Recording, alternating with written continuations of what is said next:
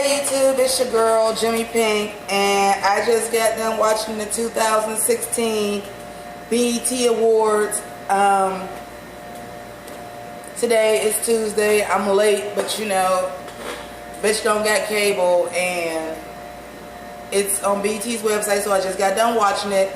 And this is the blackest damn BET Awards since motherfucker Viacom bought BET. I'm like, yo, cause you know, if you watch any of my previous videos or you're a subscriber or anything, I don't fuck with the BET Awards because I think it's a motherfucking minstrel show. I don't know who was in charge of the BET Awards this year, and there was definitely some moments that were reminiscent of the old BET Awards, but they were few and far between, and it was well noticed that motherfuckers was not checking for that shit this year. Okay, so I have a shit ton of fucking notes because, like, this might actually be a long video. Like, I'm like so geeked up. I gotta look at this shit, man. This is pushing 40 for your ass. Like, come on, man. Anyway, I'm trying not to fucking edit, and I'm just keep fucking shit up. It's pissing me off. Okay, so anyway, I have lots of notes. So, first of all, I want to start with the fact that Beyonce and Kendrick Lamar opened the show. That was a surprise. Nobody knew Beyonce was coming. I felt it appropriate because that set the tone of the show right away. It was like, okay, we doing this. This is pro-black programming right here. This is not no run around with gold chains and sagging pants and bitch better. No, ain't.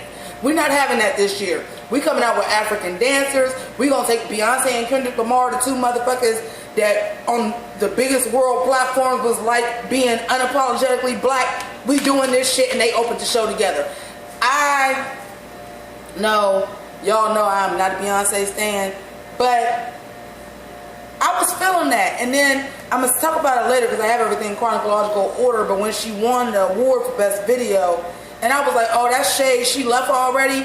And when her mom like came up and was like, this is just how important it was for her to be here this year. That she came, performed, and literally got back on the flight and went to London for her show.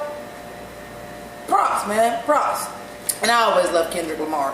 So, then I liked how the opening with Anthony Hamilton and Tracee Ellis Ross was Hamilton. I think I said Anthony Hamilton. He was in the opening too. Anthony Anderson, Tracee Ellis Ross, and then they brought out Alexander Hamilton as they were doing a parody for the musical Hamilton. I thought that was great. I know they're still doing their thing on Broadway. I wish like the actual people from Hamilton could have made it, but you know, the BET Awards is really not so much about Broadway. I thought they used to actually have like sports and shit on it too, but whatever.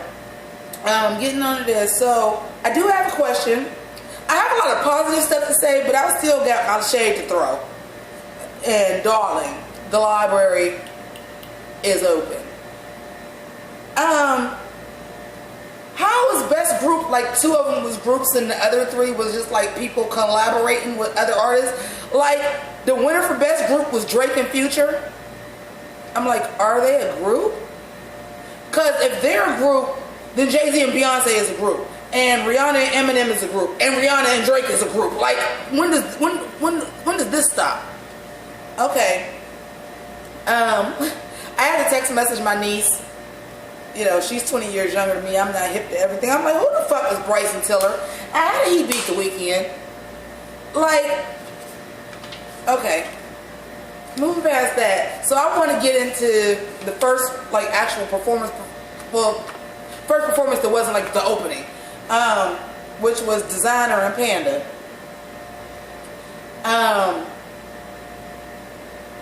I'm going to say what I have to say nice about the performance first, because in the spirit of what I just watched, and like really I was so impressed with it that it was very pro-black, it was political, like I'm going to try not to tear down my own people so much, but a couple things I liked about Designer. I liked his jacket.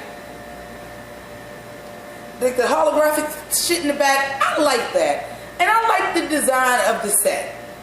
Obviously, you have a song called Panda that invokes clear vision of black and white. So they had the set in black and white. I liked when they were showing like the actual film. And I don't know if it was outside the theater, if it was just security footage they had, but it was not only in black and white, but it was inverted. It just had a cool...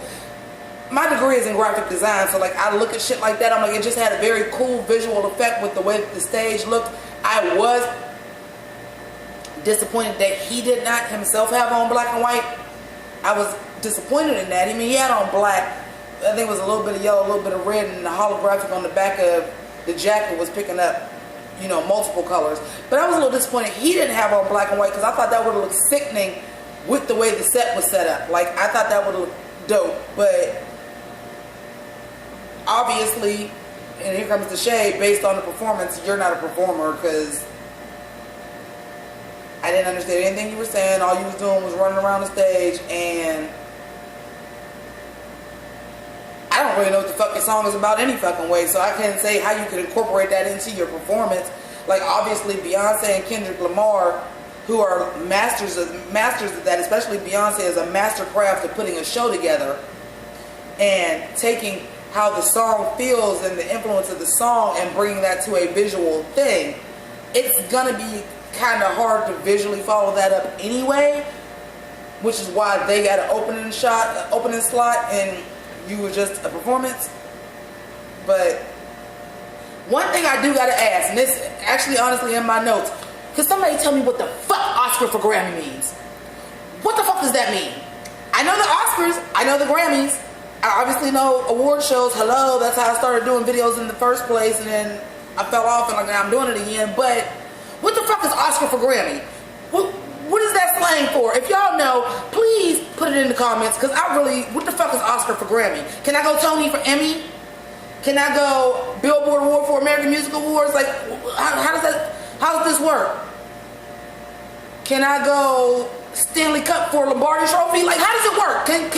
Okay, thank you. Okay, comment if you know, because I would love to know what the fuck that means. And I know I'm getting up there in age, but that's still, I don't see any way in the world that that makes sense. Okay, so anyway, moving on.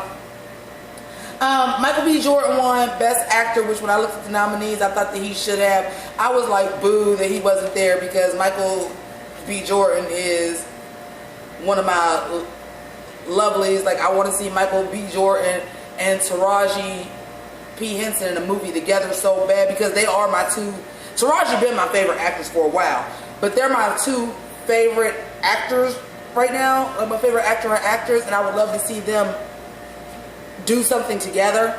So let's get into the Prince tribute number one. So the Prince tribute number one was The Roots, which I think The Roots was mostly the house band for everybody except for Sheila E., because she has her own band. But I think that The Roots, I want to say I think The Roots was everybody's band. But it was The Roots and Erykah Badu. And they did Dorothy Parker, which is not a well-known Prince song. But if you watch any of the other videos, because I've been doing videos about Prince since he passed away, like my sister is like a huge Prince fan, I'm a huge Prince fan, and by way of her, because like I basically really didn't have a choice but to know the music. But I do love him. But Dorothy Parker is not a very, very, very well-known song. Like, everybody knows, like, Let's Go Crazy, Purple Rain, all that. Dorothy Parker is not like a big single. But like as soon as it came on, I immediately knew the song, and I was just like, wow, I was floored.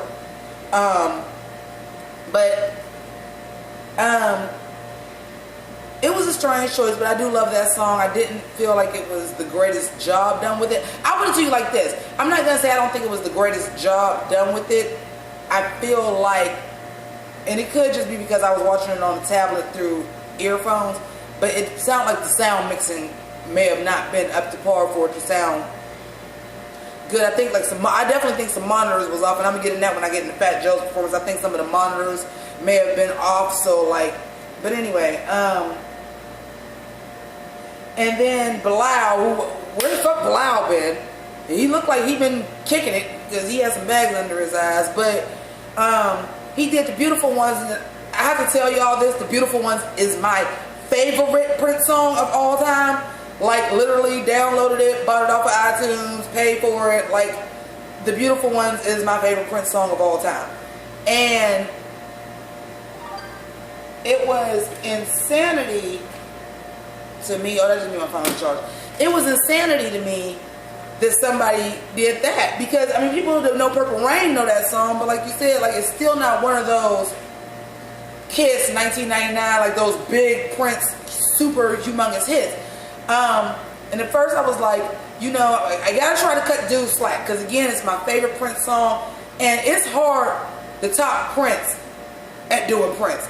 I mean, and it's weird to say because that's everybody, but you'll hear somebody do a tribute to Whitney Houston and slay, or you could hear like Beyonce do Etta James at last, even though I know she's still alive, but you understand what I'm saying. It's hard to beat somebody doing them anyway, but like for me, like Prince has such a unique voice, a unique range, a unique delivery, but towards the end of the song, dude was fucking into it, and I couldn't help it. I was into it with him because I was like, yes, that's a Prince tribute. Yes, you are feeling the song. You are feeling the spirit. You are invoking how Prince would deliver his song, because he was rolling around on the ground. He was getting into it. He was unbuttoning his shirt. I was like, okay, now this is the Prince tribute. Okay, so I was feeling it.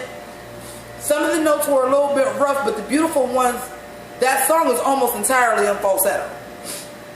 So when I was watching it, I was like, they should have got like The Weeknd or Maxwell or somebody that's like a little bit better known for a falsetto. And lo and behold, didn't Maxwell come out? I'm gonna get to that. Everything is in order this time. Speaking of the monitors, Fat Joe, French Montana, Remy Ma, all the way up. I think French Montana might have for real been all the way up, like all the way turned up, because I am hating this extra fat I got on my arm. I gotta do something about that. I'm getting old people arms.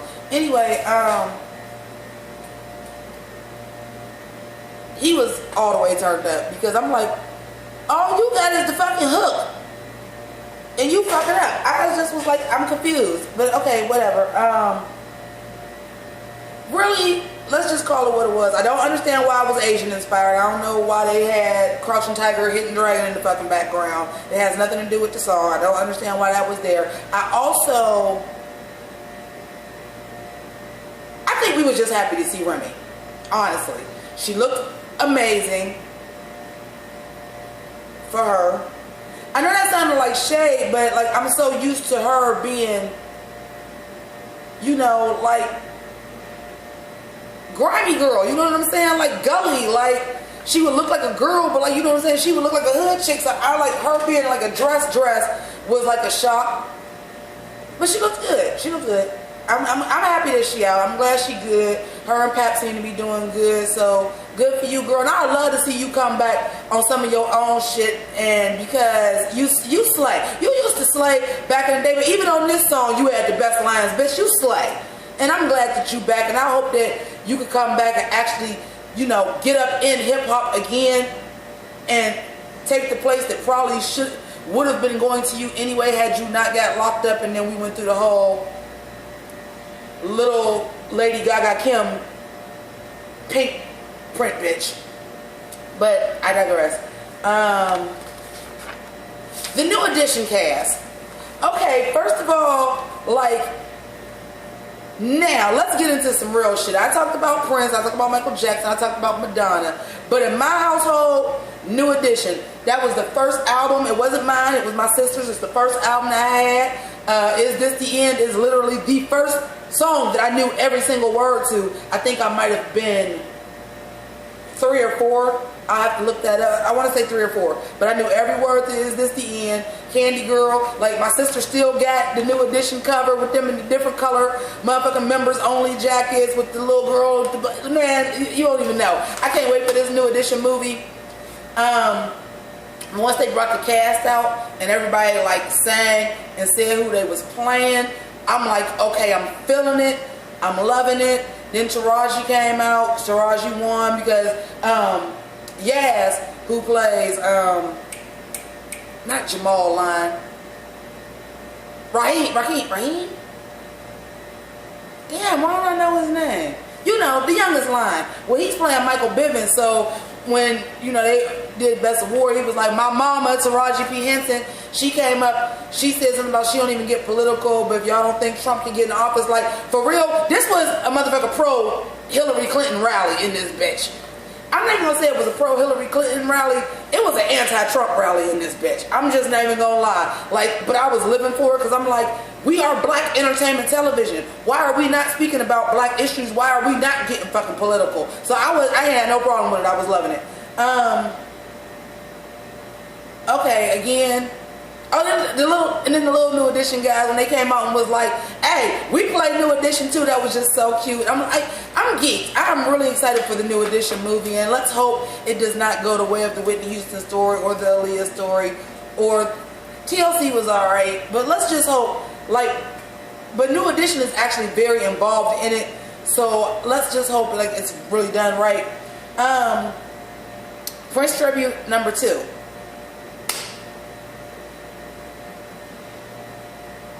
Did I miss something? Like, Tori Kelly though? Like, I know Tori Kelly ain't fight song. I know Tori Kelly. I know of her. I can't think of what songs she sings right now. But I was just surprised for her to be on a Prince tribute. And of course Stevie. Fucking wonder. Look, shout outs to Brian B. I even looked for his video before I recorded my video because I didn't want to say what I knew he was going to say. But since he didn't do a video, I'm going to have to say it for him and for me and for everyone. Y'all always got to give Stevie motherfucking Wonder for everything. Like, yes, we love Stevie. We love Stevie. We love Stevie. He don't got to be a part of every motherfucking award show from now to the end of his days. He don't. He don't have to be a part of everybody's tribute from now to the end of their days. He doesn't. And for as much as I actually do like Tori Kelly's voice, I did like her outfit too because it was very Prince but very her at the same time, because she ain't like no R&B chick. That's why I was just like, of all people, but okay, whatever. I didn't even write down what song they did, and I wrote down what song everybody did, and I didn't write down what song they did. Oh, they did, but I do remember they did Take Me With You, but I was like, that's not super impressed. But Jennifer motherfucking Hudson took us to church on Purple Rain, didn't she?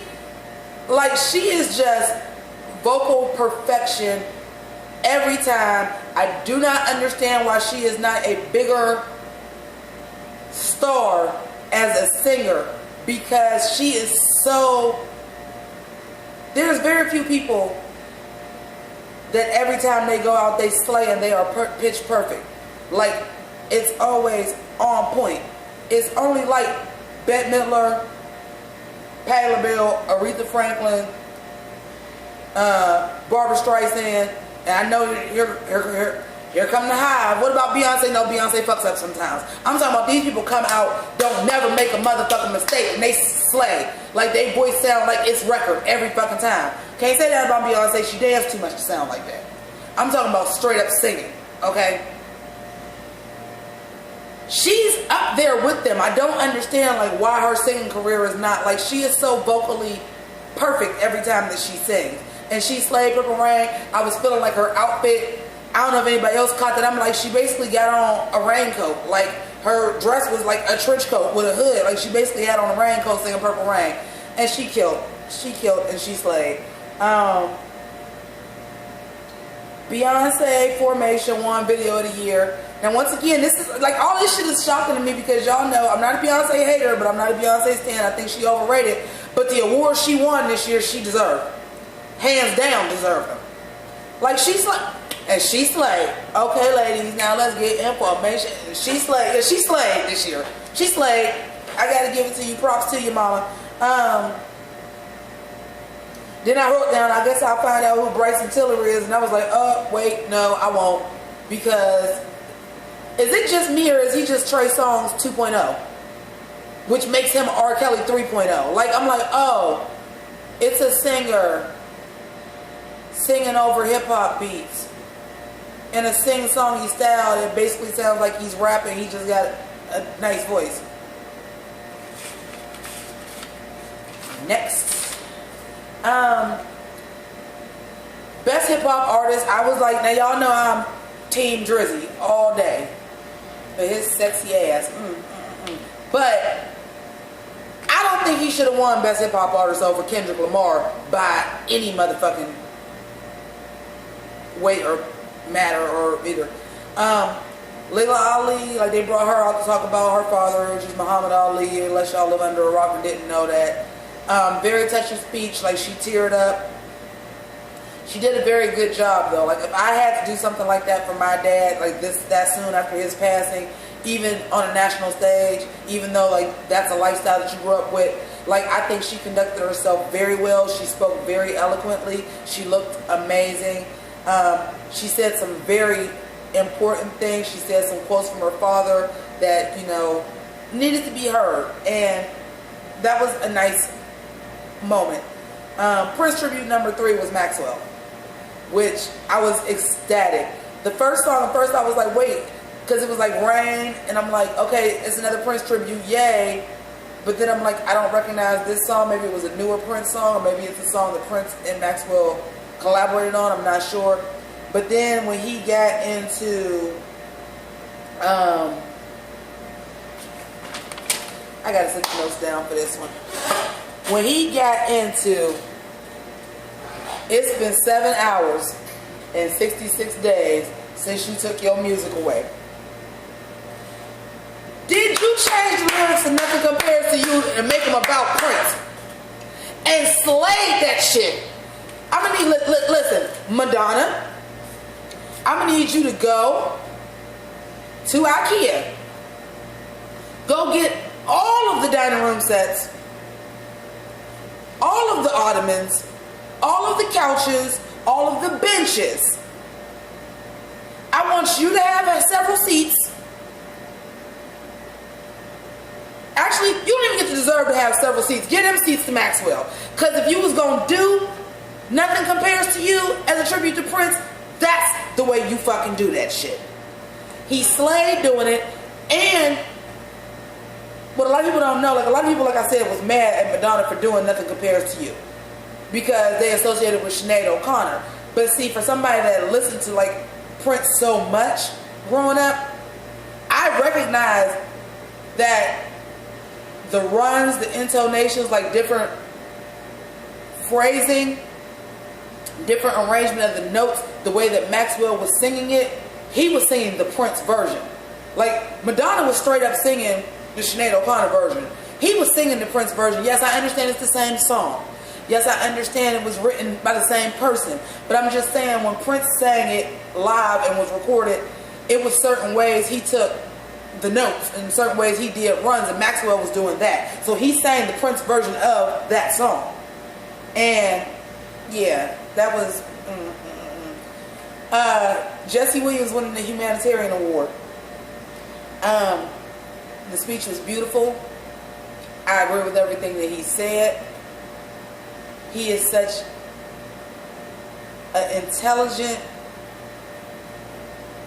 like, I'm just team him, like all day long. Like I was already team him, like I was already aware of him. I didn't know that like he was a teacher and things beforehand. I did know he was an activist. I did watch him like going to like the news outlets when, you know, Ferguson happened, like talking to the people, like just educated brother, man. And like the shit he was saying, like it was amazing. I'm going to do a separate video about what he said though, because I kind of just want to get through this video and I want this to be lighthearted. And when I get into this subject of what Jesse Williams said and how they drug Justin Timberlake and all that, I have some thoughts about that too. And that's going to be a way more serious video, so I'm just not even going to get into that right now.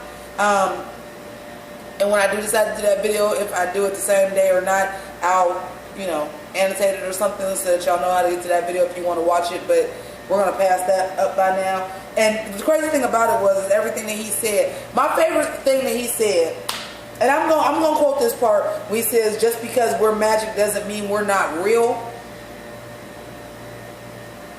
Like, it was uplifting. But the one thing I do want to say about his speech, because it pertains directly into what I'm about to say next, is when he was saying, quit getting your money to put brands on your back. When we built this country with brands on our back, I'm like, but here's the thing. So he says all this, right? And BET, which it was a humanitarian award. I'm sure they didn't know what his speech was going to be, but if you gave a man a humanitarian award because he is an activist, you should have kind of had an idea that he was going to say something profound and impactful and something kind of serious. So the next act that y'all put on after that was Future. The embodiment of everything this dude just said, let's stop doing, you put on after him. So, to me, it was palpable that after that, motherfuckers wasn't really feeling a performance by Future after that. And it was palpable to me. Like, it was noticeable when they were showing people in the crowd. You didn't see now, they did not put the camera on one damn celebrity while Future was performing. You did not see them put the camera on one damn celebrity. And if it was a young one that's like on his level. Not one. Because they wasn't filming it. I'm like, you can't listen to some stuff like that and be like, I know that's right. And we're like, this man basically took us to church and now you want to go. No. Plus, side note, and this is also about Future, but side note, and I'm going to actually skip the rest of this page because I want to say this about Future. I don't know what fucking happened, and I don't know if it's the music industry literally pushing. Jesse Williams said this too, pushing to make us look ghetto and uneducated. Because when I first heard Future, when I first heard Pluto, when I first heard Turn On the Lights, I was like, I like this. This is new. This is interesting.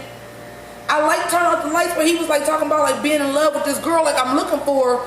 And then next thing you know was all I wanted for my birthday is a big booty hole. And I'm just like, what the fuck? Wait, what? How?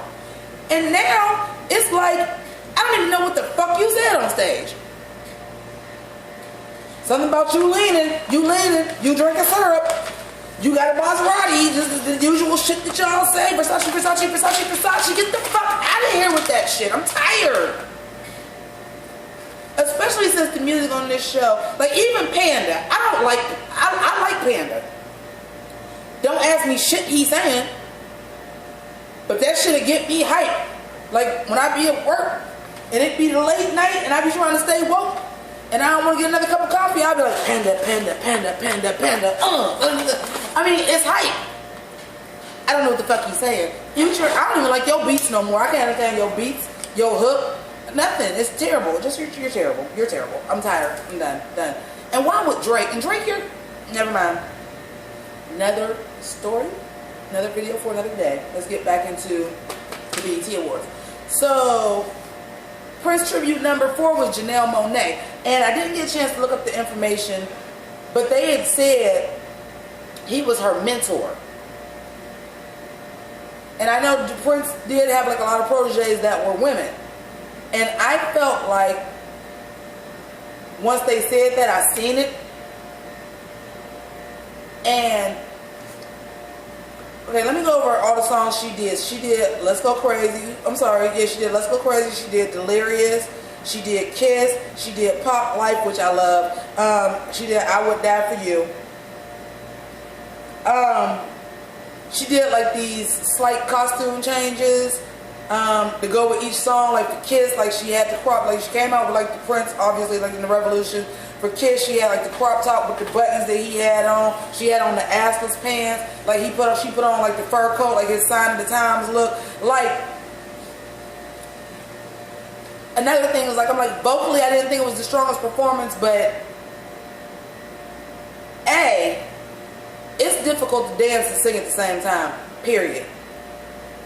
B, this is material that is not your own material, so it's not material that you're used to that you do all the time. C, you could tell at the end of the performance, that's why I said, I'm like, okay, he must have really been her mentor, because she got to the end of the performance, break down, said thank you, and broke camp because she was crying. So she was obviously close to Prince. And I thought she did an amazing job. Now, when they said Madonna was going to do the Prince tribute at the Billboard Awards, and it was only one person doing a tribute, and she came out and she was dressed like Prince, this is exactly what I thought Madonna was going to do. This is what I thought Madonna was going to do, is what Janelle Monáe did. So I don't know if, like, she felt the same way, if people were saying, well, this is what they probably thought Madonna was going to do, you should do this, or if this was really something of her own creation that she just wanted to do, you know, because they were doing so many Prince tributes as is. That's why you had people like only really doing one song, or you had like two people doing two different songs. Like, she did the medley, and she did the costume change, and she did everything, and I think she did an amazing job. I thought her and Sheila East were the best of the night by far, and kind of similar performances. Of course, Sheila E. obviously more of an association with Prince. And I'm getting into that too, because I was in tears on Sheila E. I was not in tears on Janelle Monáe's. I was in tears at Sheila E's. We'll get into that because that's the end. Samuel L. Jackson Lifetime Achievement Award. I love me some Samuel L. Jackson. Who doesn't? I just did not realize like he had been doing it for so long, and I did not, like, you have to understand, like, Do the Right Thing is one of my favorite songs when I was in school. Intro to Film Study. I did School Days. You had to pick a movie to do like all of your papers about, so it had to be something that encompassed like different things.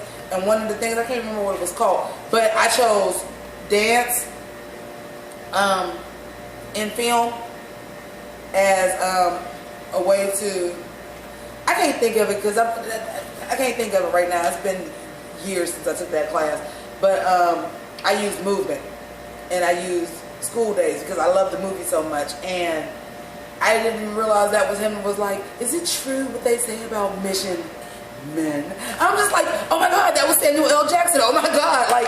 And then when he was talking about like at the Cannes Film Festival where they never had an award for supporting actor, and they made one just for him for Jungle Fever, and they never gave nobody else one, so he's the only person ever to win supporting actor at Cannes. You go, boy, you go. They also, I wanted them to talk about, but it's the BET Awards. I knew they weren't going to get geeky like that. I also want them to talk about how he changed the whole mythology of Star Wars because he wanted a purple lightsaber. I wanted them to talk about that. They did have George Lucas on there though, but they didn't. But well-deserved Samuel L. Jackson. I feel like you should get a Lifetime Achievement Award from not only the BET Awards, but like, nigga, you have been in some movies. Samuel L. Jackson, cause it's my beer. I'm sorry. Again, with the trying to stay in the spirit of the award show and not tear down my black artists, but I got to talk about Usher. First, the positive. I like the little boy that came out and was doing like the new people dancing and started doing like the more pop lock. I did like his shirt in the back said "Don't Trump America." Usher ass ain't evolved since Confessions. Now this one I did look up because I was getting so fucking irritated with Usher. Because the first when they said Usher, I was like, oh, another Prince tribute. Automatically, I thought he was another Prince tribute because I'm like, you can't possibly actually be like performing, right? It's got to be like another Prince tribute. It wasn't. It was Usher performing this song, No Limit. I have to say this, and this is in my notes. I'm going to try to see if y'all can see this. Because this is how mad I was. You see how that says, boo! I was mad. And the reason why I was mad is because you got this song where you are making fucking sex puns out of fucking masterpiece songs. Are you fucking kidding me? In 2016, no higher, no lower. Are you fucking kidding me? This is what you're doing, Usher. You have not evolved as an artist since Confessions. And I did look it up, that was fucking 12 years ago. Nobody said stop dancing. You have a talent for dancing. Janet Jackson's still dancing. Madonna's still dancing. Michael Jackson, rest in peace, was 50 years old when he passed. He was still dancing. You got a talent for dance. By God's grace, that's a God-given talent. You should still be dancing. But you don't still have to be doing songs like you in your 20s to still dance. You don't need to do that. And the shit that pissed me off the most, and this is in my notes. I had to write this down in my notes because y'all know I'm at the gig, right? I was screaming at the top of my lungs every time he was like, I'm going to give you this ghetto D. If you're going to do a song about fucking the No Limit era and use puns for sex, should you not know that ghetto D was ghetto dope, not ghetto dick? That was pissing me off so bad, y'all. Every time he said it, it was just like, flames on the side of my face. Like, it was making me so mad. I'm like, Usher, grow the fuck up. Grow up. Me and Usher the same age. Like, I looked that shit up. Actually, I'm 5 months older than Usher. Me and Usher is the same age. Grow the fuck up. Grow up. This coming from the person that has on a regular show t-shirt. But I digress. Grow the fuck up. The next thing that I wrote was the app messed up. And I had to reboot it, and I tried to, didn't want to start from the beginning because we're close to the end now. So I do know that Beyonce won Viewer's Choice. I don't know if there was anything between the Usher performance and that. If there was, comment below and let me know so I can go watch it and I do a video on it. But I would like to see if I missed anything because I did. I actually enjoyed the BET Awards this year. I'm like in shock and fucking awe that I enjoyed it. As a matter of fact, yeah, I'm about to actually do a 30-minute plus video. Because, like, I really fucking enjoyed the BET Awards this year. With the exception of, honest to God, with the exception of the fucking rap performances. The hip-hop chick. If they would have took out the Fat Joe performance, Designer, and Future, this show would have been a 10 out of 10 for me this year. I'm going to say a 9.5 out of 10 because the banter that was written, like the jokes, the banter was fucking horrible. Anthony Anderson and Tracy Ellis Ross's banter was pretty good, but like the people that was just coming up to present awards, that shit was terrible. Whoever wrote that, y'all fine. Get out. But the final Prince tribute and basically the finale of the show was Sheila E.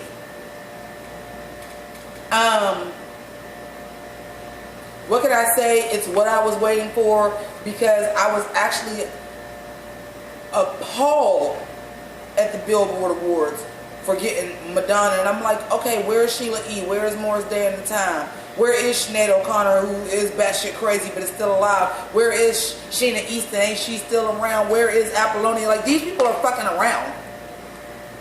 Like, where are these people? Why are they not involved? So I was very happy to see that they brought Sheila E.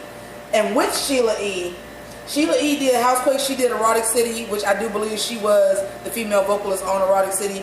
That's my second favorite Prince song after the Beautiful Ones. I will say she was trying to do like his deep parts and her high parts.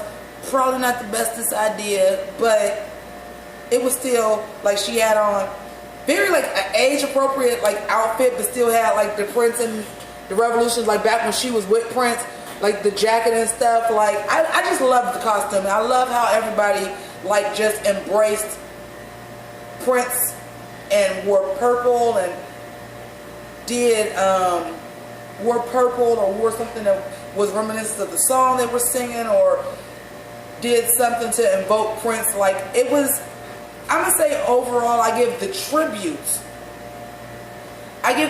a 7 out of 10. Some were much stronger than others.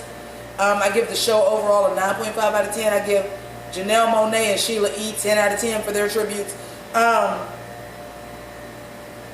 She did You Got the Look. She did Love Bizarre, which I said you had to, because Love Bizarre is my shit. Prince wrote that for her. Prince sung background for her. Crush Groove, you better ask somebody. My shit. Love Bizarre is my shit. Love Bizarre is still my shit. Love Bizarre will always be my shit. And I was so fucking geeked when they started doing fucking Love Bizarre. Like I was in here going to church. I was going to church, y'all. Y'all just don't even know. I ain't give a fuck if somebody was walking past the lab just like I don't now. I was going to church. And then she did The Glamorous Life, which he wrote for her, which I think everybody knows that too. and she was rocking them drums, man. That's what Sheila E. do, man. She was still rocking them drums. She bad as hell. She bad as hell. Then she did America. I forgot about America. I forgot about that song. I know it though. As soon as I heard it, I was like, and I thought that was actually a great song to add into it because the whole rest of the show was so political. Like, I thought that was great for her to sing that.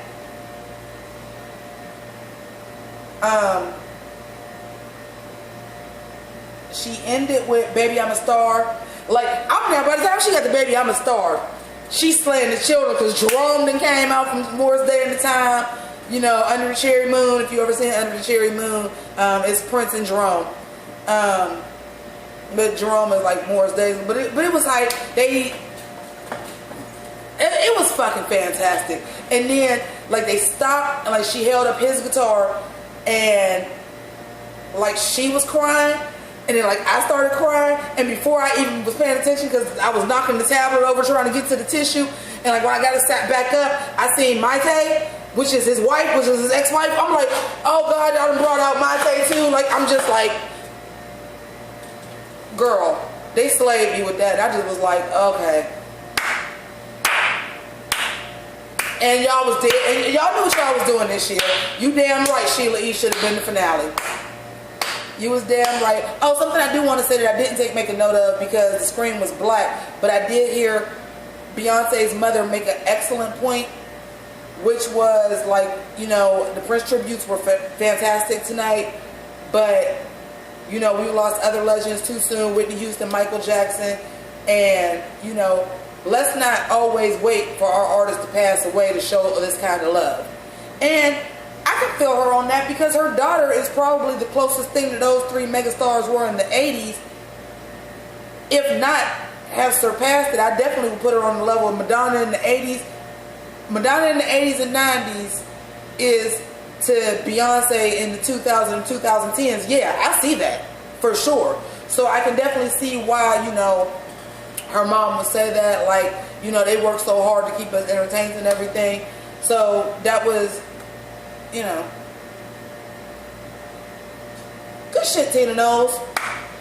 Good shit. And Tina Knowles was kind of slaying. I'm like, you done lost some weight. Girl, you done got that young man workout.